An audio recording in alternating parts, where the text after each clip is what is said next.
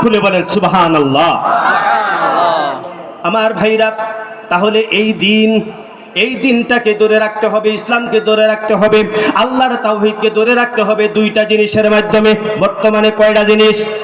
আল্লাহ এত কিছু চান নাই, ডানে বামে সামনে পিছনে কোনো কিছুই চান নাই, দুইটা জিনিস আল্লাহ বলেন, ইন্নাল্লাহা আশতারা মিনাল মুমিনিনা আনফুসাহুম ওয়া আমওয়ালাহুম বিআন্না লাহুমুল জান্নাহ।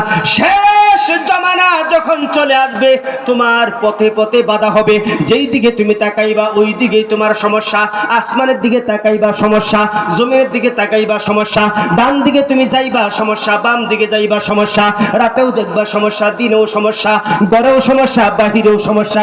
অর্থাৎ দিন নামের উপরে থাকবে কিন্তু দিনের উপর চলা আগুনের অগ্নি, আগুনের বিছানার উপর দিয়া, অঙ্গারের উপর দিয়া চললে যেমন কঠিন, তোমার জিন্দেগিটা হয়ে যাবে তেমন কঠিন।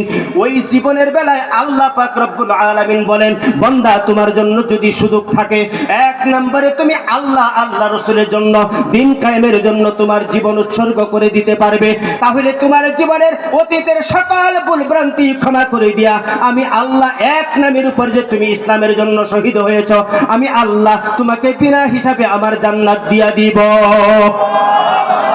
আর দুই নম্বরে রাখছেন